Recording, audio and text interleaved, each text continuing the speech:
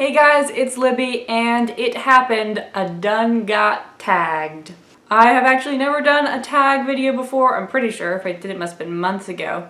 Because I am bad at thinking of things that fit in categories. But when I am directly called out, I will accept the challenge. So I was tagged by Whitney from Witty Novels to do the hashtag Villain Squad tag. She's also the originator of that tag, I'm pretty sure, so I will link her original video down below. And this sort of tag in particular was difficult for me. The concept is to create a squad of evil people to be in your villain squad, and then you can go like exact vengeance or take over the world or whatever you want to do, I guess. And this tag was actually especially difficult for me because I tend to not read books with, you know, standard villains who are like humans in them. I read books where the villain is like Alzheimer's or society or the lie that is the American dream. So I've broken out all but 2 books that I own and have read that have like actual villains in them. So honorable mentions to Harry Potter and Animal Farm. I couldn't really find a slot for Voldemort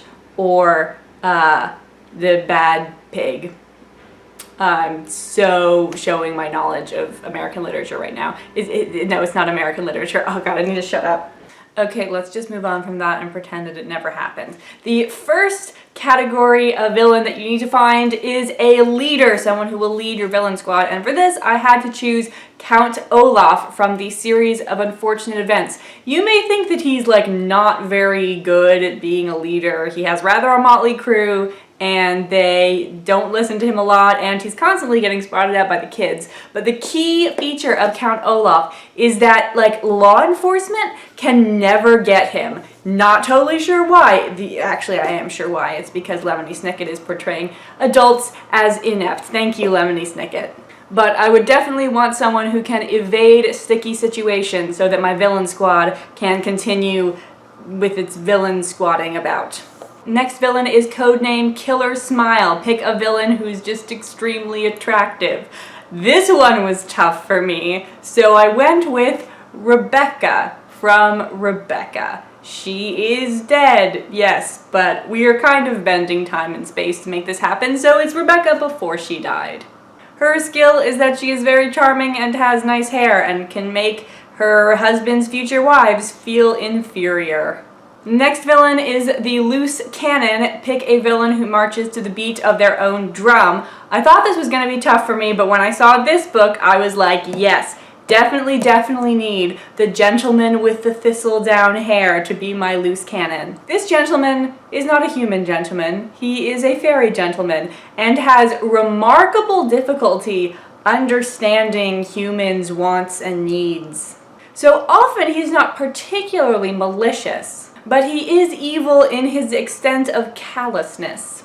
Next category is the unhinged one. Pick a villain who isn't playing with a full deck. I am super proud of who I picked for this one. Smugface, Smugface. My villain who isn't playing with a full deck of cards is the Queen of Hearts from Alice in Wonderland, because she keeps cutting off the heads of the other cards in the deck, so she no longer has a full deck of cards. Then we have the Redeemer. Pick a villain who's on the path to redemption or would play both sides. The choice for this one was obvious. And must I now begin to doubt, who never doubted all these years? My heart is stone, and still it trembles. The world I have known is lost in shadow. So yes, then we have the evil one. Pick a villain who is just bad to the bone. You guys will not be surprised if you have been paying close attention to my channel. I am picking Yehuda Shalman, or Joseph Schall from The Golem and the Jinni. Or, actually no, he's one more person, but that could be spoilers. So if you know what I'm talking about, then you will know what I'm talking about. The thing about Shalman is that he didn't have to be bad to the bone. It's really hard to just be pure evil, but he deliberately chose that for bad reasons. And the final member of my villain squad, the Once Was Good. Pick a villain that didn't start out as a villain, and I have chosen Edward Glyva from The Meaning of Night. So much potential, he was so smart, but Phoebus Daunt came and ruined that. So here we go, my villain squad. We've got Count Olaf, Rebecca, the gentleman with the thistledown hair, the Queen of Hearts, Inspector Javert, Yehuda Shaman, and Edward Glyver. And with them, I shall conquer the world!